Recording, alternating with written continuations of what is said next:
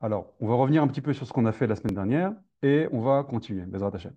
Donc, on a dit que la lettre Vav, si vous vous souvenez, Vav, la forme déjà de la lettre, ça ressemble à un crochet. D'ailleurs, en hébreu, Vav, d'accord, veut dire crochet. Vous avez une ligne avec une petite excroissance comme ça pour connecter les choses. Donc, on avait expliqué que la lumière, l'énergie de la lettre Vav, ça va être une capacité de connexion. Ça va être la sagesse de la connexion entre les choses. On a vu la lettre Dalet et He, c'était la sagesse de savoir recevoir et de savoir ensuite donner naissance, donc une lettre féminine. Là, le Vav, ça va être la capacité à lier les éléments ensemble. Alors, vous vous souvenez, on avait vu que lorsque vous voulez connaître l'âme d'un mot ou l'âme d'une lettre, en l'occurrence, il faut la visualiser la première fois où elle apparaît dans la Torah. Et on avait dit la semaine dernière, où est-ce que la lettre Vav apparaît pour la première fois dans la Torah? C'était dans le premier verset. Bereshit bara Elohim et Hashamaim ve et haaretz. Donc ce Vav-là, qu'on appelle en grammaire hébraïque le Vav HaHibur, d'accord? C'est-à-dire la conjonction de coordination, a pour fonction de connecter Shamaim Vaaretz. On va reprendre le verset parce que j'aimerais un tout petit peu approfondir sur le verset. Ok. Donc on est ici. On va zoomer. Voilà. Ok. Donc Bereshit bara Elohim et Hashamayim ve et haaretz. D'accord? C'est quoi? Comment on peut traduire la préposition et en français? Alors justement, il n'y a pas de traduction. D'accord? Et, en grammaire hébraïque, c'est une préposition entre un verbe et un COD défini.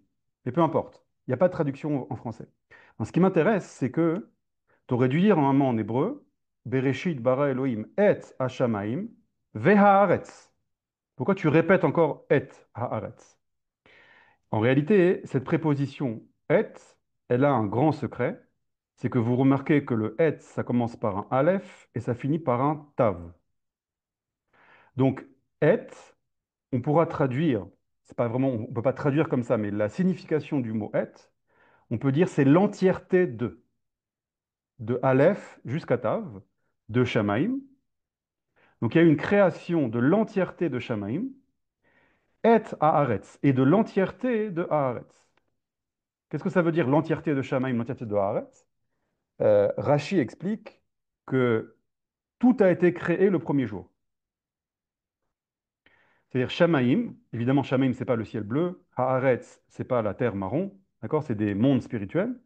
Shamaim, ça va être le, l'entité, la création, une sorte de matière spirituelle qui va être à la racine de tous les éléments spirituels. Une sorte de matière brute.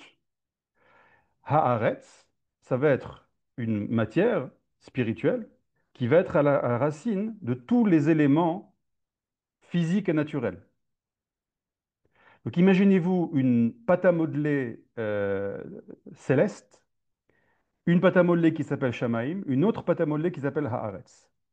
Et de ces deux pâtes à modeler, vous avez en potentiel toute la création est spirituelle et matérielle. C'est ça le et.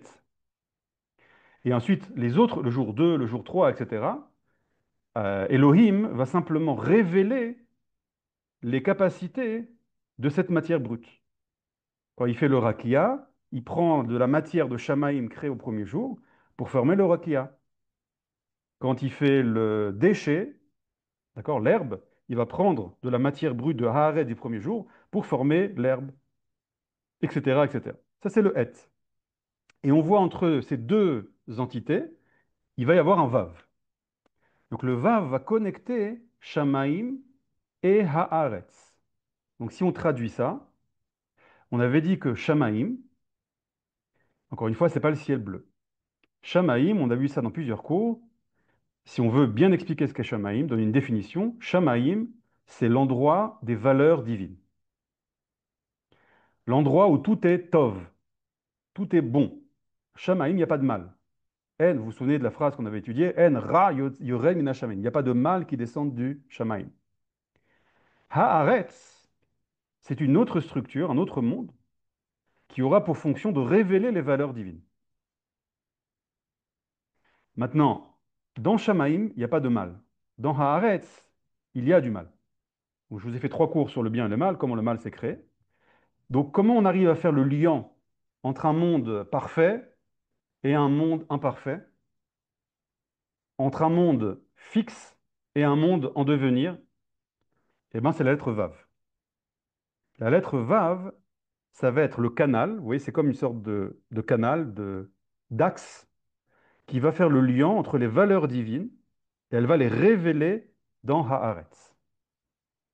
Encore une fois, Haaretz, c'est un monde spirituel qui est à la racine de notre existence matérielle, du cosmos, de l'univers physique.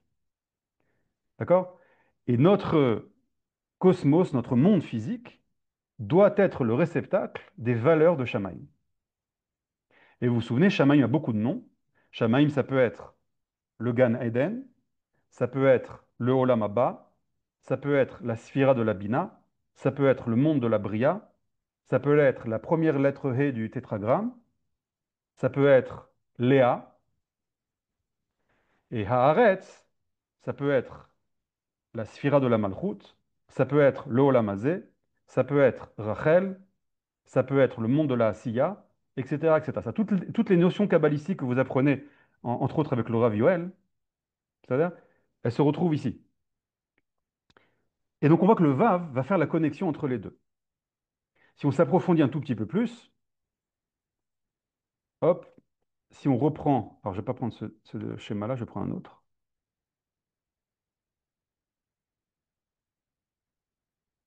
Voilà, si on reprend la structure des sphirotes, donc je vous rappelle encore une fois, parce que je sais qu'il y a des nouveaux parfois, les sphirotes, les 10 séphirotes, c'est une structure céleste que Dieu a créée pour être intermédiaire entre lui, le créateur, et ses créatures.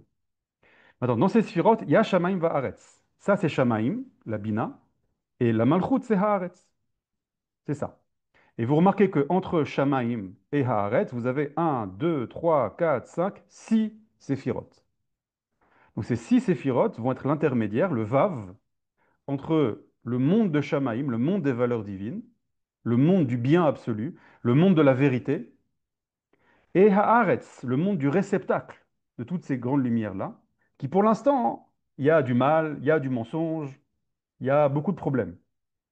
Mais le Vav va permettre cette connexion-là, et va permettre de faire écouler, c'est un écoulement des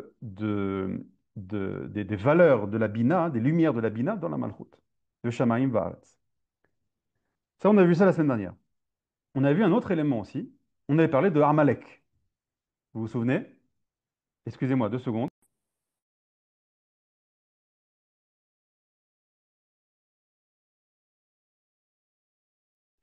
On avait vu que Amalek, donc qui est Amalek? Amalek, c'est à la base un descendant, une branche de Esav, qui a créé un peuple, les Amalécites.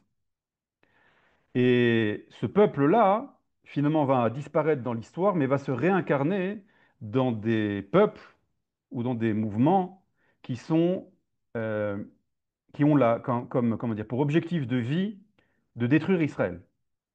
Dès que vous voyez un peuple qui veut détruire Israël, vous savez que c'est Amalek. Donc de nos jours, Amalek, ce ne sont pas les descendants biologiques de Esav, mais ce sont des peuples qui ont reçu en force spirituelle les forces de Amalek. De nos jours, l'Iran, le Hamas, le Yémen, à l'époque les nazis, d'accord, les nazis, ce n'étaient pas des Arabes, d'accord, mais c'était un peuple qui avait pris, qui a incarné, si vous voulez, qui représentait sur terre les forces du mal de Amalek. Bon, on avait expliqué la semaine dernière, Amalek, il ne veut pas, lui, détruire, je vais reprendre le schéma, excusez-moi, Amalek, son objectif, c'est pas de détruire Shamaïm. Il veut pas détruire les valeurs divines dans le Shamaïm. Il veut pas aussi détruire la terre. Il vit sur la terre. Il veut régner sur la terre. Donc son objectif à Amalek, c'est de détruire la connexion. Les 6 séphirotes intermédiaires. C'est ce qu'on avait vu, vous vous souvenez dans le verset. Yad al-Kes Ya. D'accord? Dans le verset qu'on avait vu dans la fin de la paracha de Béchalach, qui parle de la mitzvah d'effacer le souvenir d'Amalek. Voilà. Yad al-Kes Ya. D'accord? C'est-à-dire que Amalek, il va briser la connexion entre le Ya, le Yud et le He, c'est-à-dire les lumières les plus originelles, et la révélation. Donc lui, il attaque le Vav. Donc, Amalek attaque la connexion.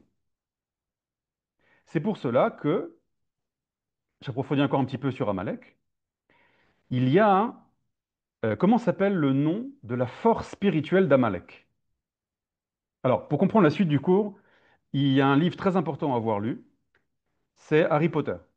J'espère que tout le monde parmi vous a lu Harry Potter.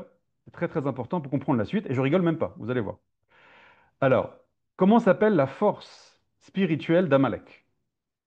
Alors, il y a un ange qui s'appelle l'ange des Saves. C'est le même ange qui a attaqué Yaakov. Et cet ange-là, il a un nom dont on ne doit pas prononcer le nom. D'accord? Comme ça, les kabbalistes disent, je vais vous l'écrire, il ne faut pas le prononcer, parce que ça le réveille. D'accord? Comme Voldemort. Ah, j'ai dit le nom. Mais Voldemort, ça va, on peut le dire. Donc le nom de la force spirituelle d'Amalek, c'est un ange qui s'appelle comme ça. Les kabbalistes l'appellent comme ça, le Samermem. Le Samermem. Parce qu'on ne prononce pas ce nom. Pourquoi on ne prononce pas ce nom? Parce que, alors, encore une fois, on continue avec Harry Potter. Vous avez vu Voldemort, on ne prononce pas son nom, et vous connaissez les détracteurs dans Harry Potter. C'est quoi les détracteurs? C'est des créatures maléfiques qui puisent leur énergie vitale des forces du bien. Eh bien, cette force-là, c'est exactement la même chose. Donc si maintenant je dis son nom, ma parole, elle est créatrice. Ma parole, il y a de l'énergie, il y a de la lumière dans ma parole. Donc si maintenant je lis ma parole à son nom, je vais l'alimenter en énergie, en vitalité. Donc on ne dit pas son nom. C'est-à-dire, donc là, je vous donne les racines spirituelles de Harry Potter. OK? Donc c'est ce nom-là. Maintenant, si Dieu a créé un ange qui est responsable des forces du mal, il faut aussi le Harry Potter pour le vaincre. Et donc on a un autre nom qui s'appelle comme ça. Ces trois lettres-là, c'est un nom divin c'est un nom divin qui a pour fonction de lutter contre le Samermem. Vous remarquez une chose, c'est qu'il y a évidemment des lettres en commun. Que dans le nom de l'ange des forces du mal, vous avez un nom divin des forces du bien. C'est quoi la différence entre les deux? C'est le même. C'est-à-dire que si on permute les lettres de cet ange-là, c'est comme ça. Qu'est-ce que ça veut dire? C'est-à-dire que toute sa force à cet ange-là, c'est-à-dire la force de l'ange du mal, et donc toute la force que possèdent les forces du mal, c'est mais ce nom-là. C'est quoi le même en préfixe en hébreu? Qui vient d'eux, qui provient d'eux. Donc ça veut dire que les forces du mal n'ont pas d'énergie propre, n'ont pas de vitalité indépendante, mais toute leur vitalité, c'est ce qu'on accepte de leur donner. Les forces du bien, nous. C'est-à-dire que quand on fait des fautes, on utilise notre bouche de mauvaise manière, d'accord? On tombe dans des mauvais traits de caractère, dans des mauvais actes, etc. Toutes nos énergies, toute notre âme divine qui est connectée à ce nom-là, va alimenter les forces du mal. À l'inverse, si maintenant, toute votre énergie, vous l'orientez vers le bien, vous détruisez doucement, doucement, vous fragmentez ces forces, vous leur enlevez l'énergie vitale. Ce qu'on appelle dans Harry Potter le patronus. Patronus. D'accord? Et chacun a son patronus. C'est-à-dire chacun a son énergie propre qui permet de détruire les forces du mal. Je continue encore un petit peu, je m'approfondis. Donc ce nom-là, c'est le nom de Amalek. C'est-à-dire c'est la racine spirituelle d'Amalek. Et ce nom-là, il va être détruit. Maintenant, qu'est-ce qui touche ce nom-là? Vous avez vu qu'il puise ses forces de ce nom-là. Maintenant, ce nom-là, on va faire la gematria, la valeur numérique. D'accord? Vous savez que les lettres, j'ai longtemps expliqué, j'ai fait un cours entier sur les valeurs numériques. D'accord? Ceux qui n'ont pas écouté, je vous invite à l'écouter. Donc, les lettres ont aussi un pouvoir au niveau de la quantité, c'est-à-dire au niveau des chiffres. Vous pouvez révéler des secrets des lettres à travers les chiffres. Et à l'inverse, le secret des chiffres à travers les lettres. Euh, Ça, c'est euh, Laurent Romeshko qui a compris ça il y a très longtemps avec l'émission Les chiffres et les lettres. Pareil, là, je vous donne les racines spirituelles des chiffres et les lettres. Voilà. Et donc, c'est quoi la valeur numérique de ce nom-là? Alors, Samer, c'est 60, Aleph, c'est 1, Lamed, c'est 30. Ça fait 91. Attends, 91 chez les kabbalistes, c'est un nom qui est très connu, c'est un chiffre qui est très connu, parce que 91, c'est 26 plus 65. Bon, 26, vous connaissez, le tétragramme. Et c'est quoi 65? Quel est le nom divin qui a pour valeur numérique 65? Qui peut me dire dans le chat?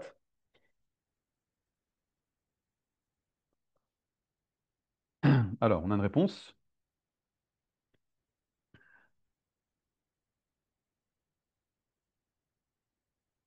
Non, c'est pas Elohim, Chava.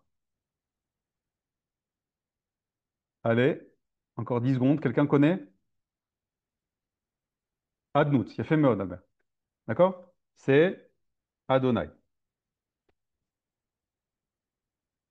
Le tétragramme, valeur numérique 26.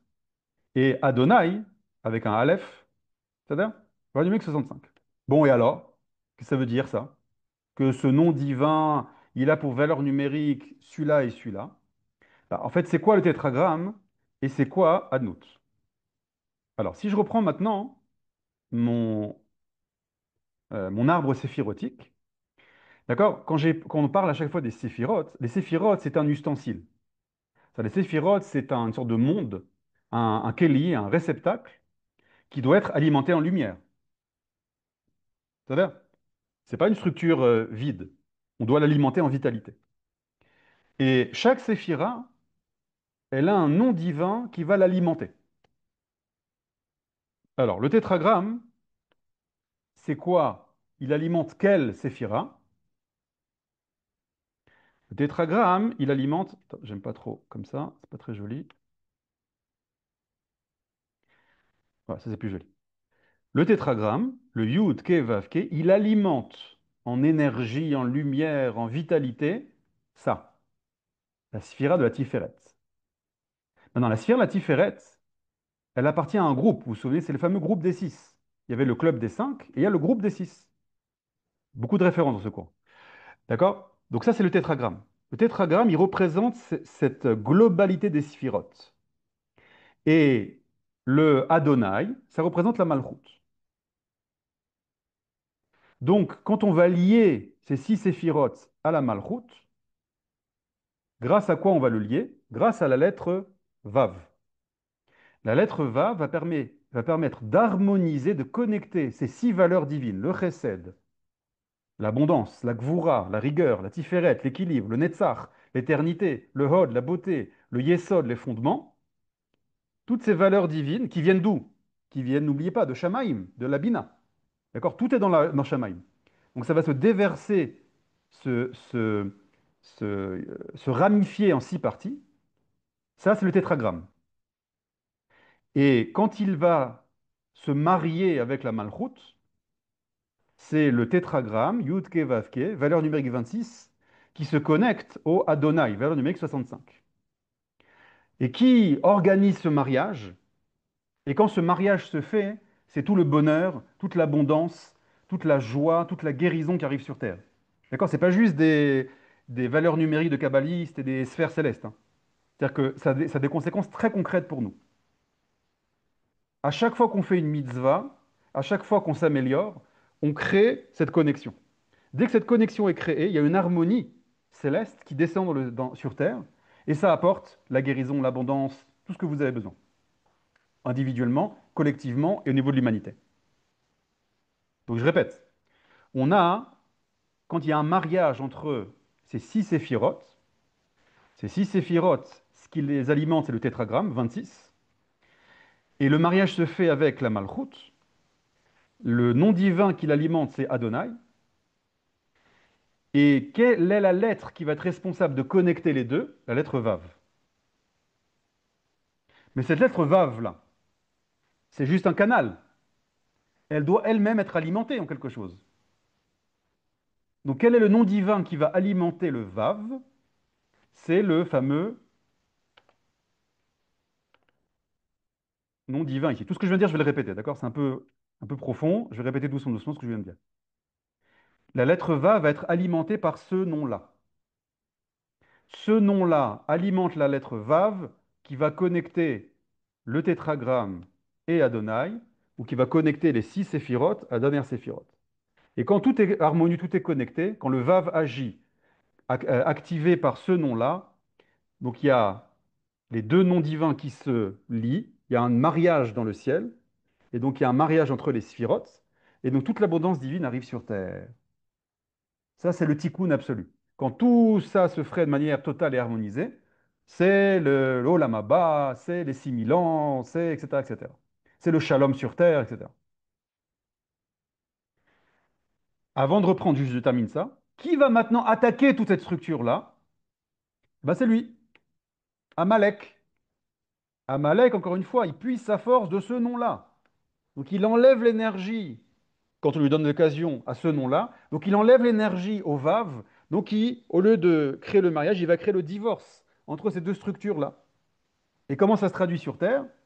Des horreurs, des massacres, des guerres, chas shalom, des maladies, etc., etc. C'est ça Amalek.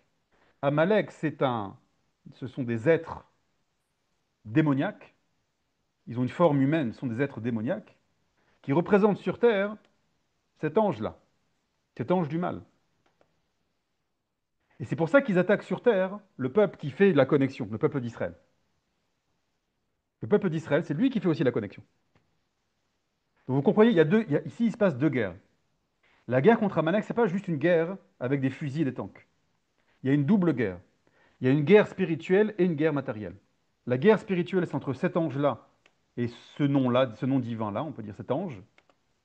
Et la guerre sur terre, c'est contre le peuple d'Israël, Tsahal, et le Hamas, l'Iran, etc. Mais la guerre qu'on est en train de vivre aujourd'hui, ce n'est juste qu'un reflet d'une guerre spirituelle qui a commencé depuis des millénaires. Et là, on est en train de terminer le travail. Je vais juste m'arrêter 2 secondes. Est-ce que tout ce que je viens de dire, c'est pas trop, ça vous est pas trop embrouillé? Est-ce que c'est clair? Ou est-ce que je répète tout ce que j'ai dit là, toutes les étapes? Je répète très rapidement pour tout le monde. Je répète. J'ai dit qu'il y a un ange de la mort, un ange des forces du mal qui s'appelle comme ça. Cet ange-là, il puise son énergie d'un autre ange positif, on va dire, un nom divin qui est comme ça.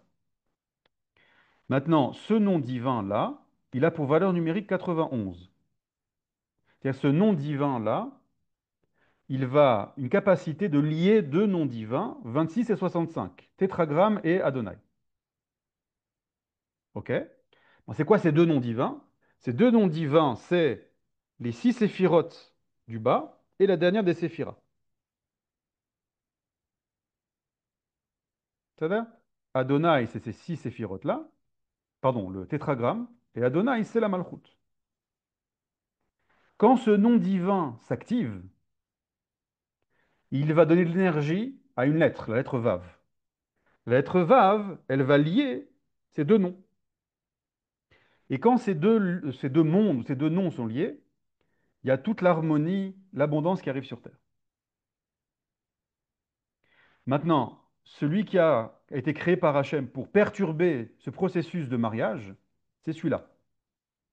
Et ça, c'est la racine spirituelle de Amalek.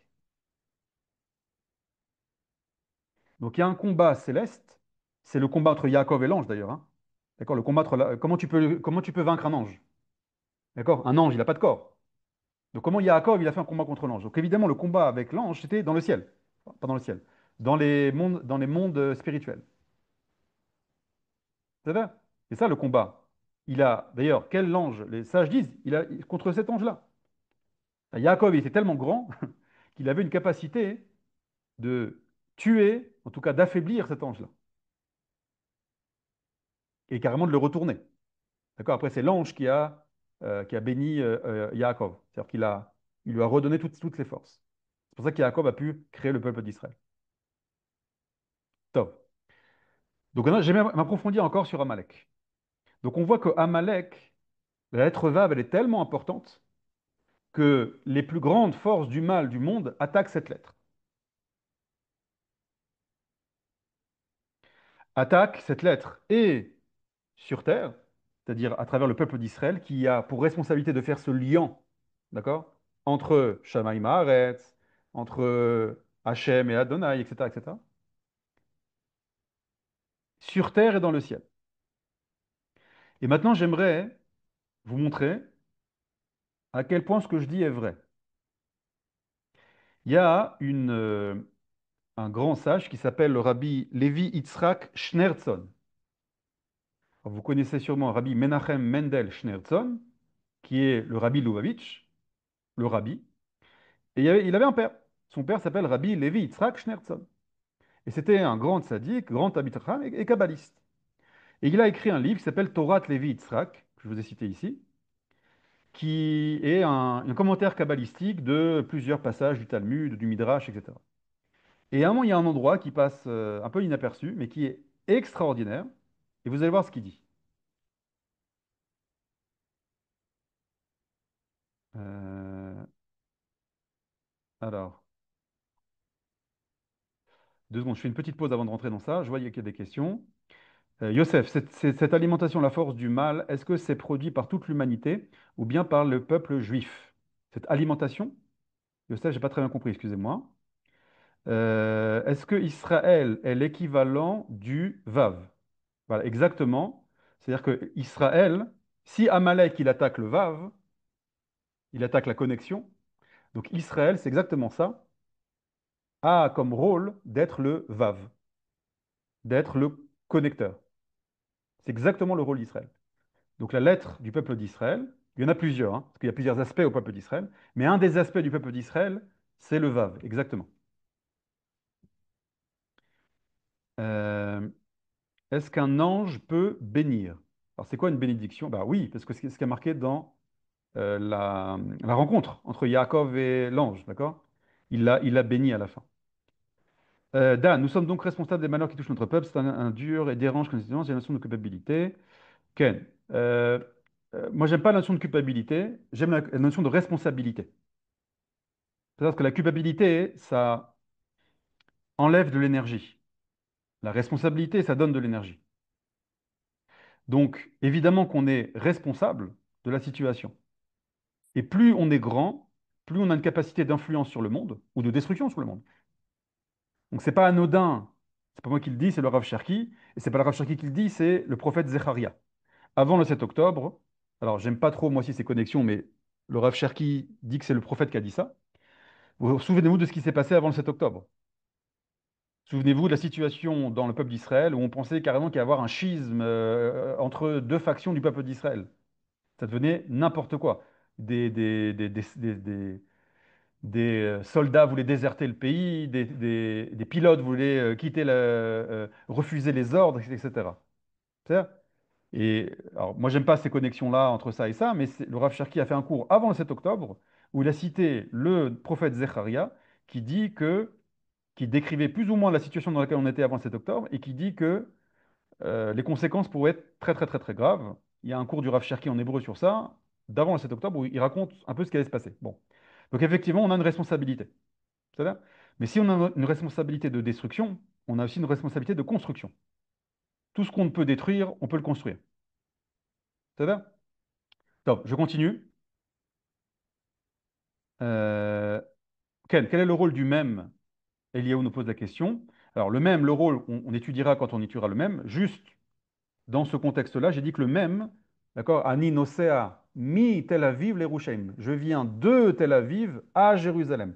Donc, le même en préfixe, d'accord, c'est une préposition qui dit qui vient de, qui provient de. Donc, cet ange-là, d'où il provient? Il vient de lui. Cet ange du mal, il provient de l'ange du bien. Qu'est-ce que ça veut dire il provient? Il puise ses forces de l'ange du bien. Top. J'avance maintenant. Vous allez voir un passage extraordinaire de Rabbi Levi Yitzhak Schneerson. Alors, ce texte-là a été écrit à 100 ans, plus ou moins. C'est-à-dire, il n'y avait pas WhatsApp, il n'y avait pas les infos. Alors, le texte commence très bien. Kshetipol Aza, tavo geoula shlema veibedem et amigdash. Lorsque Gaza tombera, la geoula shlema, c'est-à-dire la délivrance parfaite, totale, arrivera et le Beth Amikdash sera construit. Donc, on rentre déjà dans le dur. Et il nous dit qu'il y a un lien entre la ville de Gaza, encore une fois, il y a 100 ans, hein, Gaza, hein, c'était du sable, hein, c'est-à-dire. Mais vous allez comprendre d'où il sort ça. Il y a un lien entre Gaza et le fait qu'elle soit construite par nos ennemis et le fait que le Beth Amikdash n'arrive pas. C'est-à-dire qu'il y a un lien entre Gaza dominé par Amalek et le fait que le Beth Amikdash, ça bloque la construction du Beth Amikdash, ça bloque l'avancée de la Géoula. Il explique Kizé le'umadze asa Elohim. Donc il y a un grand principe, c'est le bête de Bereshit, la dualité du monde. C'est-à-dire que Dieu, Elohim, il a toujours créé une chose et son contraire. Donc s'il y a Yerushalayim, s'il y a le Beth Amikdash, s'il y a le Ham Israël, vous avez, ça c'est dans les forces du bien, du côté obscur de la force, vous avez Gaza, vous avez le Hamas, etc., etc. Vous avez l'Iran. Maintenant, regardez ce qu'il dit. Chez Zé Yipol, Zé Yakum. Quand l'un y tombe, l'autre il se lève. Aza, milachon azut panim. Maintenant en hébreu, Aza, ça vient de Azut. Azut, c'est l'effronterie. Aoz, c'est la force. Ain Zain, c'est la force. D'accord? Oz, comme ça, je vous lis à l'oral. D'accord? Donc Oz, c'est la force. Azut, qui est la racine de Gaza, ça veut dire l'effronterie. Quel rapport? Vehi keneged malchut de klipa. Hasatan ve'atum'a. Cette ville-là, elle est Keneged, ça veut dire elle est le, le, le réceptacle sur terre de la royauté des forces du mal, du Satan et des forces impures. Traduction, vous vous souvenez de Voldemort, là, celui-là. C'est-à-dire, si c'est le côté obscur de la force, si c'est l'inverse du peuple d'Israël, donc lui, il faut qu'il ait sur terre une ville, un peuple physique. Si Israël, si ce nom-là, il a comme réceptacle sur terre la terre d'Israël, Jérusalem et le peuple d'Israël, il faut que lui, pour qu'il y ait un combat, pour qu'il y ait le libre arbitre, il faut qu'il ait aussi une terre et un peuple. Dit Rabbi Levi Yitzhak, cette terre s'appelle Gaza. Gaza, c'est la royauté des forces du mal. Son peuple, c'est Amalek. Et comme je le dis, Amalek, à chaque fois, à chaque génération, il se réincarne dans d'autres ennemis d'Israël. Donc là, on arrive à la dernière génération, et Amalek s'incarne dans tous ces gentilshommes que sont le Hamas, l'Iran, les Houthis, etc., etc. Hagmara Omeret. Ah non, d'où il sort ça? C'est extraordinaire, mais d'où il faut des preuves, il faut des sources. Tu ne peux pas sortir quelque chose comme ça sans source dans la Torah. La Gemara dit Sha'are Aza She'akar Shimshon Agibor Ayu Shishim Ama. La Gemara nous dit, alors vous connaissez l'histoire de Shimshon, Samson, d'accord, qui était le juge d'Israël. Et à l'époque de Shimshon, qui faisait des malheurs au peuple d'Israël? Les habitants de Gaza, évidemment. D'accord? À l'époque des juges, à l'époque de la Bible. Et Shimshon, malheureusement, vous connaissez l'histoire, avec sa longue chevelure, il avait une force surhumaine, lui seul, il pouvait tuer 1000, j'allais dire Palestiniens, 1000 Philistins, d'accord? C'était les Philistins à l'époque. Euh, et, et, euh, et il y a l'histoire avec Dalila, d'accord, qu'il a fait boire, elle connaissait il a livré son secret, elle a coupé les cheveux, il a perdu sa force, et il s'est fait capturer par les Philistins. Les Philistins l'ont attrapé et l'ont attaché aux deux colonnes de l'entrée de Gaza. Et la Gemara nous dit un truc très très très important, Alors, juste l'histoire, c'est que Shimshon a prié Dieu pour qu'une dernière fois, il lui redonne sa force. Dieu a écouté sa prière et il a réussi, avec une force surhumaine, à tirer les deux colonnes et toute la structure de l'entrée de Gaza s'est effondrée et a tué tous les Philistins de l'époque. En tout cas, une grande partie. Et inclus Shimshon. Il a donné sa vie pour ça. Bon.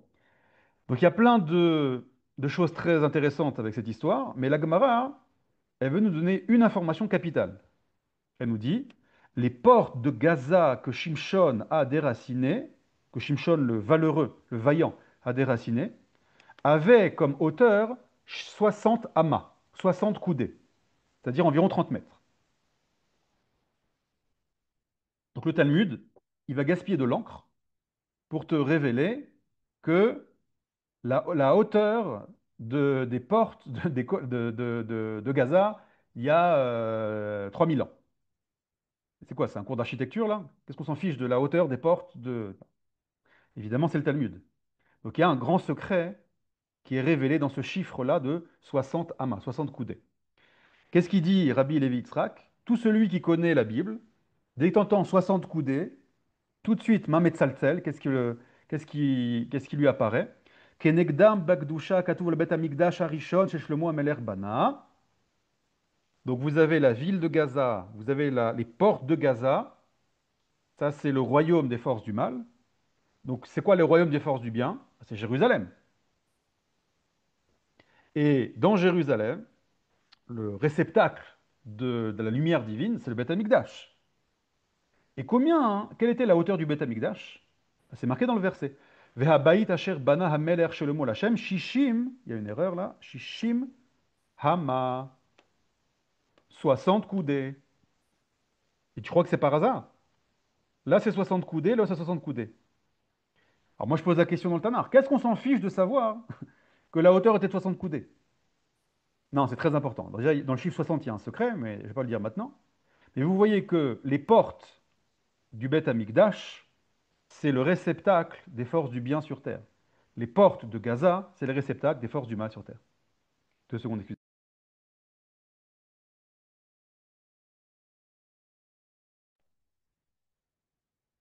Kotev Agra, écrit le Gaon de Vilna. Tum'at klipat pelishtim, l'impureté de l'écorce des Philistins. C'est-à-dire, c'est la force spirituelle à l'origine du peuple, ou à la racine du peuple philistin qui a pourri la vie des Béné Israël pendant toute la période où ils étaient en terre d'Israël. Et où était le royaume des Philistins? Évidemment, à Gaza. Regardez ce qu'il dit le Gaon de Vilna. La force spirituelle à la racine des Philistins, mais à Kevet et Malchut Israël. Elle retarde l'accroissement, le développement de la royauté d'Israël. Si tu veux que la royauté d'Israël soit totale, si tu veux le Beth Amikdash, si tu veux le shalom dans le monde, si tu veux l'abondance, si tu veux qu'il n'y ait plus de guerre dans le monde, bah, il faut détruire les racines du mal. Et les racines du mal, comment moi je vais détruire, etc., bah, elles ont un réceptacle sur Terre. Quand tu détruis le réceptacle, les racines du mal bah, s'estompent. D'accord? C'est comme un parasite. S'il n'a pas d'hôte, il disparaît. Et donc, regardez ce qu'il dit d'extraordinaire. Alken bikesh Shimshon hagibor. Alken bikesh Shimshon hagibor. Et donc, le Gaon de Vilna nous dit, Shimshon, le vaillant, je vous rappelle un peu l'histoire, elle est dure, d'accord? Il était accroché à des chaînes aux 2 piliers de Gaza, et les Philistins lui ont crevé les yeux. Ils voulaient évidemment l'humilier et humilier Israël à travers lui. Et après qu'ils lui ont crevé les yeux, il a fait une prière à Dieu. Qu'est-ce qu'il a dit? Vaikra Shimshon el Hashem. Shimshon a appelé Hashem. Vayomar, il a dit, regardez ce qu'il dit, Adonai tétragramme. Je viens de le remarquer maintenant. Quel nom de Dieu il active? Le nom de Adonai, la malchoute, le tétragramme, les 6 d'en haut. N'oubliez pas, il active le nom divin qui est contre Amalek. Là, il lutte contre les Philistins ici. La force du mal. Donc quel nom divin il active? Bah, les deux noms qu'on a dit tout à l'heure. Adonai et Hachem. Il active ce nom-là. Je viens de remarquer ça maintenant, j'ai même pas vu ça. Zochenina, souviens-toi de moi, s'il te plaît. Donc c'est Shimshon qui parle à Hachem. Vehazkenina, et renforce-moi, s'il te plaît. Ach apaham hazeh ha Elohim, seulement cette fois-ci Elohim. Ve'inakma, et que je puisse venger. Nekam achat, une vengeance. Mishte enai, pour mes deux yeux. Mi pelishtim, des Philistins. Et juste après cette prière, Dieu lui redonne sa force et il fait effondrer les colonnes de Gaza. Rashi va poser une question. Je répète la fin de la prière. Ve'i nakma, et que tu me venges. Nekam achat, une vengeance pour mes deux yeux. Rashi dit, tu aurais dû dire, deux vengeances. Pourquoi une vengeance? Il faut deux vengeances. Chaque œil, il mérite une vengeance. Voyez ce que dit Rashi. Rashi dit, sur ce verset, Sachar shenit, le mérite du deuxième œil, Hineli le'atid lavo. Laisse-le à mes descendants dans le futur. Vous comprenez ce que dit Shimshon ici? Shimshon dit, j'ai droit à deux vengeances. Ils m'ont humilié, ils ont humilié la royauté d'Israël. Hachem, active maintenant deux vengeances. Une vengeance, tu l'actives maintenant, et je tue tous les Philistins. Mais la deuxième, garde-la pour le peuple d'Israël à la fin des temps. Parce que je sais qu'à la fin des temps, ils devront recombattre à Gaza. Et je sais là-bas qu'il y aura besoin d'une vengeance. Et là, à ce moment-là, tu activeras la vengeance. Donc, qu'est-ce qui est en train de se passer aujourd'hui à Gaza? On est en train de détruire les forces du mal. Et quelle est la force des soldats d'Israël? C'est la force de Shimshon. C'est la force de David Amelech. C'est-à-dire que là, les soldats, d'accord, tous ceux qui ont regardé, qui a le mérite d'entrer dans une base, j'ai fait un cours tout à l'heure avec c'est Youssef qui est avec nous ici, et on a dit que vous savez qu'une base d'Israël, il y a marqué dans le livre de Devarim, je vais vous mettre le verset,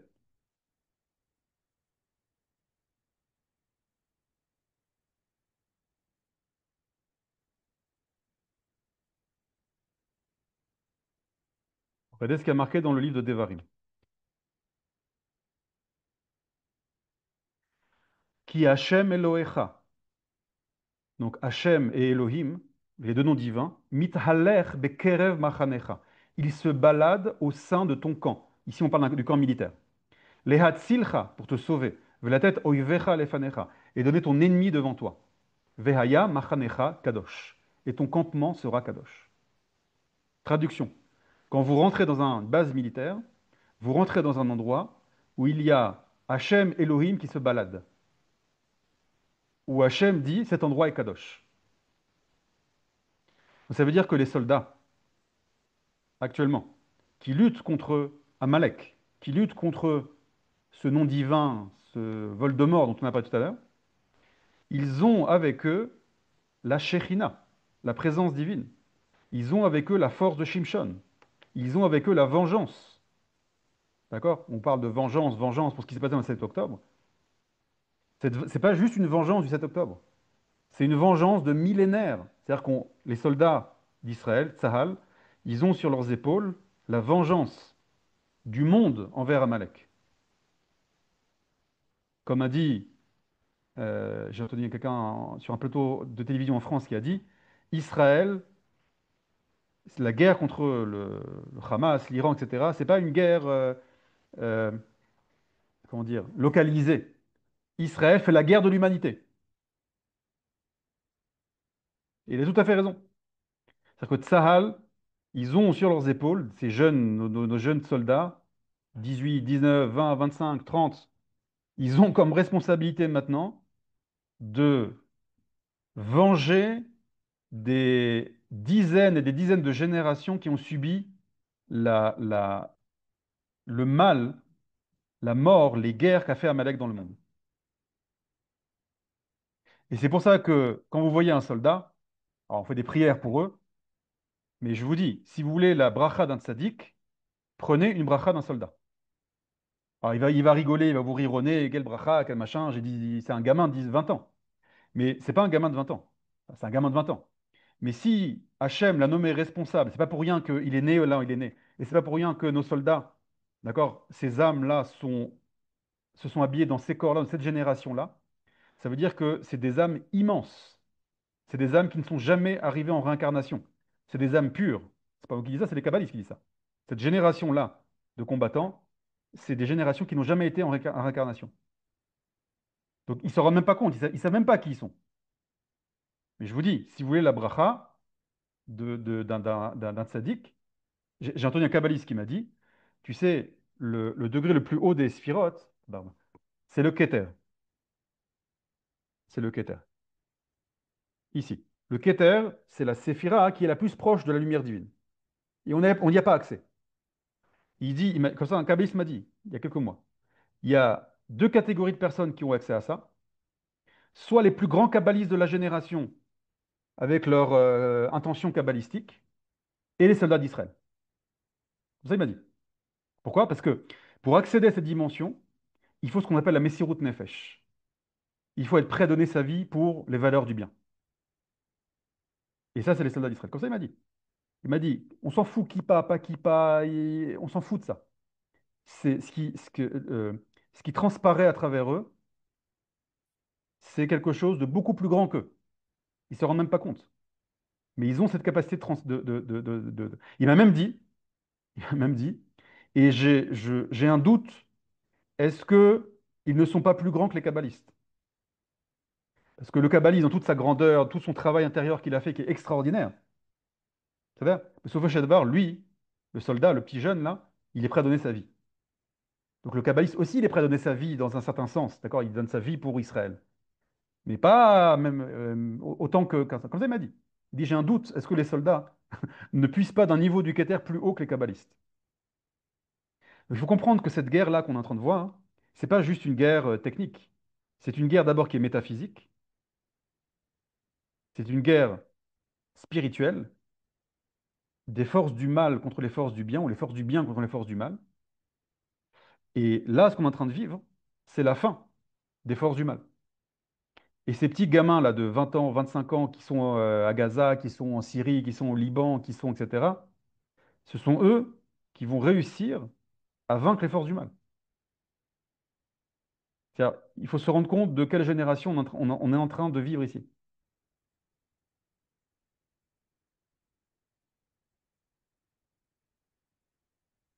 Tov. J'ai même pas envie de continuer.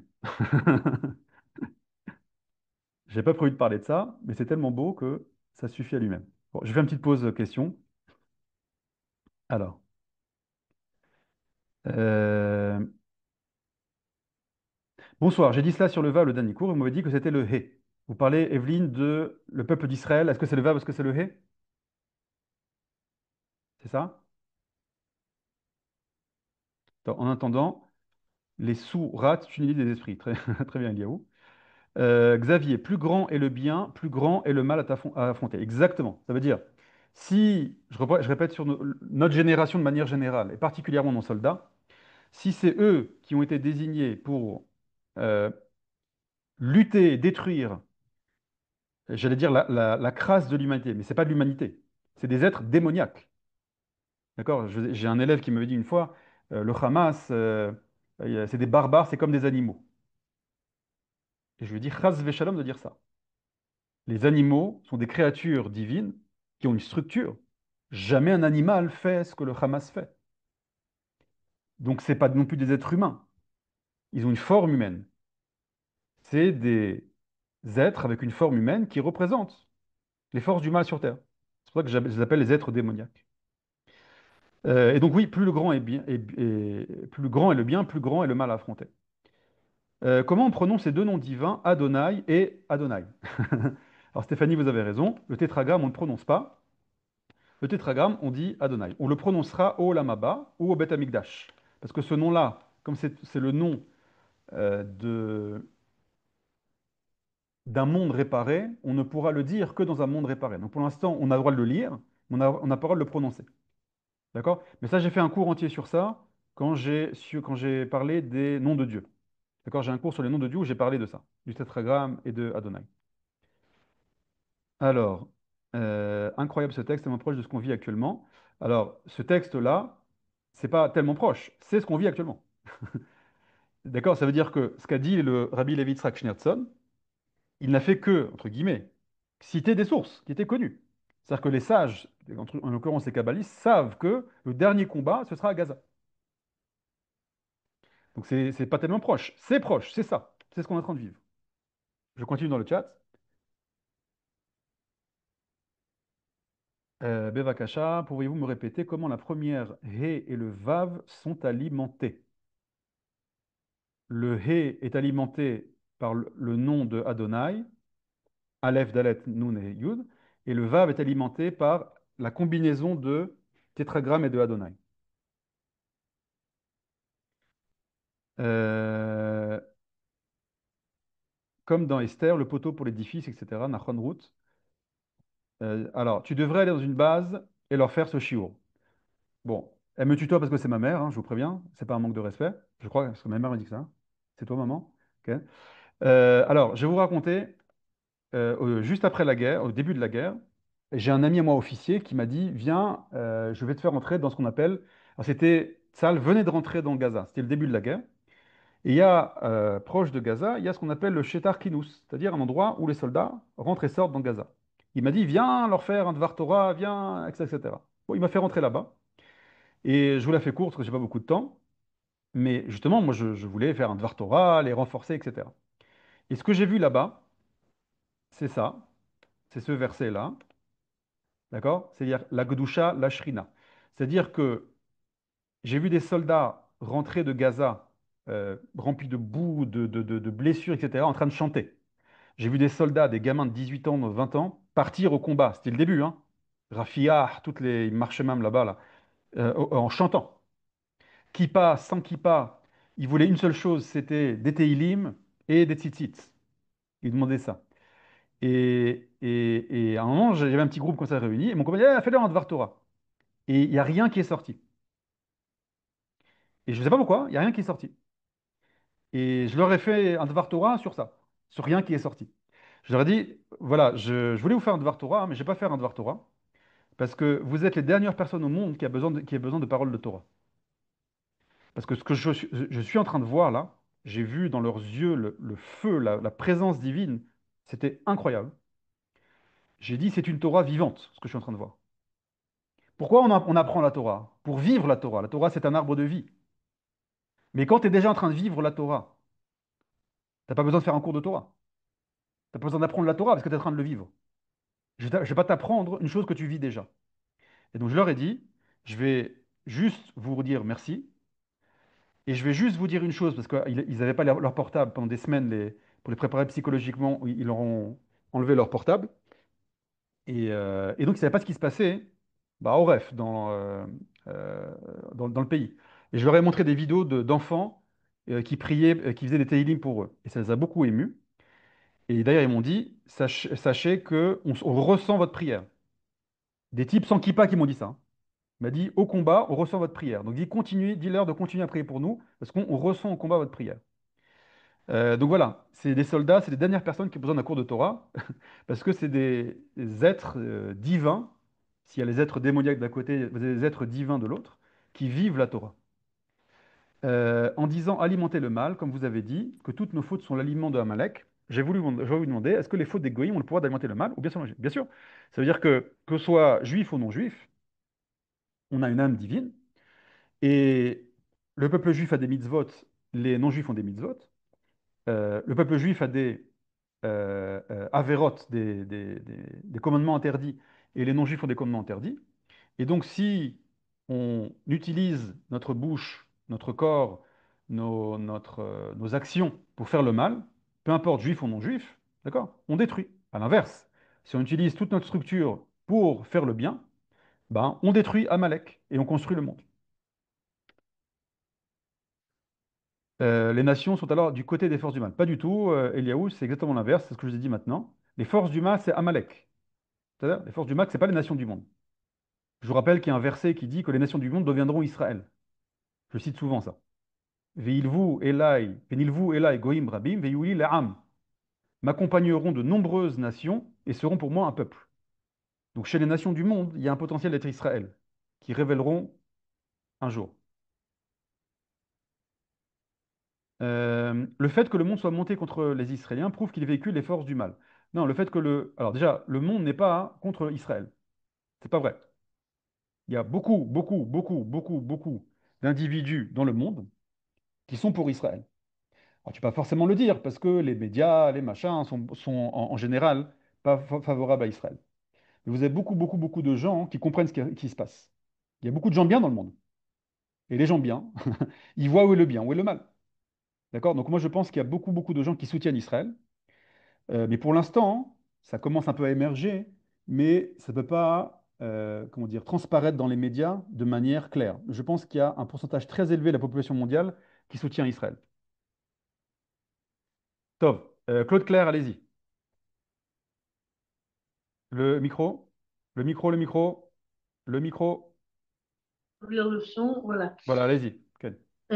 Comment se fait-il que, justement, à la fin du combat, on ne ressent pas forcément tout le travail qui a été fait depuis 6 millénaires? Ken, Et vas-y. deuxième petite, enfin, c'est une grosse question en fait, c'est comment se fait-il que Yudke Vasquez ne soit pas en quêteur? Ok. Première question. Comment se fait-il qu'on ne voit pas, vous savez quoi, l'amélioration des choses? Comment vous avez formulé Voilà, ça? c'est ça. Oui, Ok. oui. Alors, ça dépend ce que vous voulez voir. Si vous voulez voir le bien dans le monde, la grande lumière qui est en train d'être révélée, il y a une chose à ne pas faire, c'est regarder les médias. Les infos, ça, toutes les caractéristiques qu'on a étudiées dans le Rav Kook, c'est la réalité qui est fragmentée, t'as pas une vision d'ensemble, c'est que le mal qu'il y a dans le monde, c'est quand la dernière fois que les médias ont parlé des choses bien positives, et quand la joie dans Rod d'équilibre, à chaque fois David vous envoie les nouvelles, les bonnes nouvelles d'Israël. Il y en a des tonnes des bonnes nouvelles d'Israël. Il y a des tonnes de grandes lumières. Vous savez? Mais ils n'en parlent pas. Et troisièmement, cette réalité fragmentée et mauvaise, elle est en plus euh, révélée par le prisme de ce qu'on appelle la ligne éditoriale. Donc, la ligne éditoriale, il y a des... D'accord? Ça veut dire que c'est en plus la ligne éditoriale du journaliste qui te présente la réalité. Donc si tu... Je ne dis pas qu'il ne faut pas s'informer, il faut s'informer, bien sûr. D'accord? Mais sache comment t'informer, et quand tu regardes les médias, hein, sache filtrer. Si tu veux regarder tout le bien, bah, il faut que tu actives ce regard-là de toutes les choses extraordinaires qu'on est en train de vivre. Un exemple tout bête qu'on est en train de vivre maintenant et qu'on ne s'en rend même pas compte, c'est que il y a un cours de Torah qui est donné sur le secret de la lettre Vav actuellement à 37 personnes de gens à travers le monde. C'est-à-dire la parole d'Hachem se transmet maintenant à travers le monde grâce à Zoom, grâce à la technologie. D'accord? Vous avez là, où est-ce qu'il est mon... Vous avez dans votre poche tous les jours toute la connaissance humaine. Donc, deux possibilités. Soit ça t'apporte des connaissances extraordinaires et tu grandis avec ça, soit tu scrolles sur TikTok toute la journée et ça te bousille le cerveau. Toujours. Les forces du mal, les forces du bien. C'est-à-dire, Mhm. vous et moi, je pense qu'on mange à notre faim. C'est-à-dire, je vous ai raconté que j'ai un grand-père qui a connu la famine. Il crevait de faim pendant 2 ans quand il était enfant. On a l'électricité, on a l'eau courante, on a des machines à laver. C'est-à-dire, l'abondance matérielle et technologique qu'on a, c'est une lumière extraordinaire. Et j'en passe et j'en passe. Les lumières de la Teshuvah, les lumières de la Torah qui se révèlent, les lumières du bien. Il y a des grandes lumières. Donc l'évolution, on la voit si on veut la voir. Une fois, j'étais dans la chambre de mon fils et j'étais assis sur son lit. Et à droite, il y avait la porte qui était ouverte. Mon fils, il a peur du noir, donc on lui laisse une lumière dehors avec la porte comme ça, grande ouverte. Et je regardais vers la porte et je voyais toute la lumière, la grande lumière qu'il y avait dans la pièce. Et mon fils me dit, Papa, non, il fait trop noir là, etc. Je dis, quel il fait trop noir? Moi, ma tête était à droite, vers la porte, toute la lumière. Je dis, mais il y a trop de lumière. Et je me retourne vers mon fils, et lui, il regardait à gauche. Il regardait derrière, comme ça, le lit, où il y avait encore de l'obscurité. Alors, qu'est-ce que j'ai fait? J'ai pris sa tête, je lui ai dit, regarde, hop, regarde là-bas. Il a dit, ah oui. Et là, il a vu toute la lumière. Donc, ça dépend où vous voulez tourner votre tête. Mais il y a une très, très, très, très, très, très grande lumière qui est en train de se révéler dans notre génération. Allez-y, Evelyne. Pardon, la deuxième question. Pourquoi le tétragramme, c'est pas le Keter? Parce que le tétragramme, ça je l'avais expliqué dans mon cours sur les noms de Dieu, c'est le tronc de l'arbre. C'est-à-dire, le Keter, c'est les racines. C'est un arbre à l'envers. Vous vous souvenez? Vous avez les racines en haut, vous avez le tronc. Donc le tronc, il est connecté à tout. D'accord? C'est la racine de vie de tout. Et puis, il puise des racines, des branches, etc. Mais ça, je vous invite Ok, à écouter le cours. d'accord. Allez-y, Evelyne, on Ok. termine avec vous. Bonsoir. Bonsoir.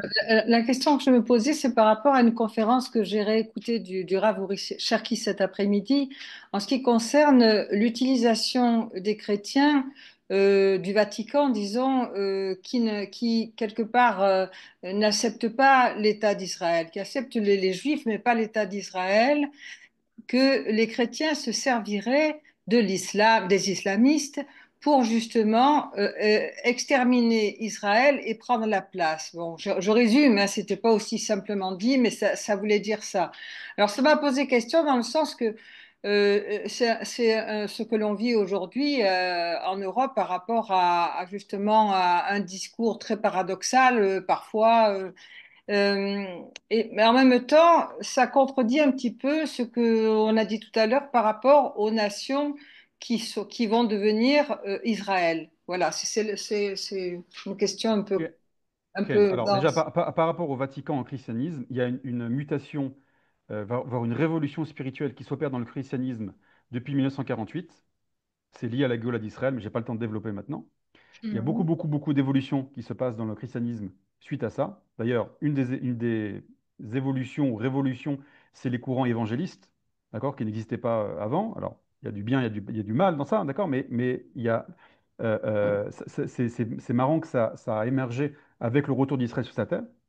Bon, il y a beaucoup à dire sur ça, mais j'ai pas le temps maintenant parce que c'est tout un cours sur le christianisme. Deuxièmement, en ce qui concerne actuellement, alors quand vous dites les nations, c'est surtout en Europe, d'accord?